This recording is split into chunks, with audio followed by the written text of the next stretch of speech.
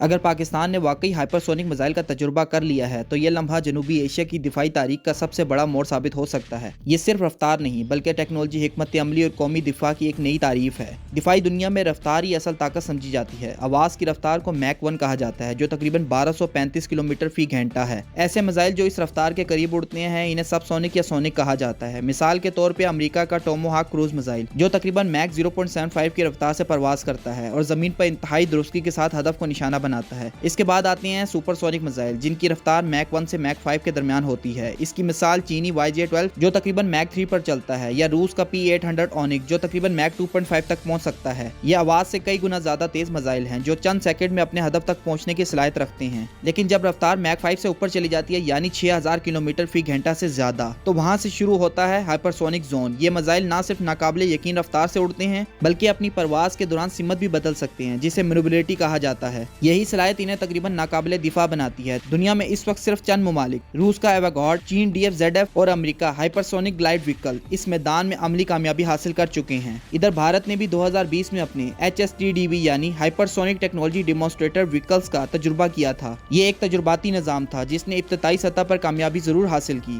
لیکن تاحال بھارت کے پاس کوئی آپریشنل ہائپرسونک ویپن موجود نہیں ہے۔ اس لیے اگر پاکستان نے واقعی قابل تصدیق ہائپرسونک میزائل تجربہ کر لیا ہے تو یہ نہ صرف ایک تاریخی کامیابی ہوگی بلکہ پاکستان کو جنوبی ایشیا کا پہلا ملک بنا دے گی جس نے عملی طور پر ہائپرسونک صلاحیت حاصل کر لی ہے۔ یہ کامیابی پاکستان کے دفاع میں ایک نیا باب کھول سکتی ہے۔ ہائپرسونک میزائل صرف رفتار کے نہیں بلکہ حکمت عملی اور ذہانت کے ہتھیار ہیں جنہیں روکنا موجودہ دفاعی نظام کے لیے تقریباً ناممکن ہے۔ اگر یہ خبر درست ثابت ہوتی ہے تو پاکستان کا دفاعی نظام ایک نئی بلندی چھو لے گا اور خطے کا اسٹریٹجک بیلنس ہمیشہ کے لیے تبدیل ہو جائے گا۔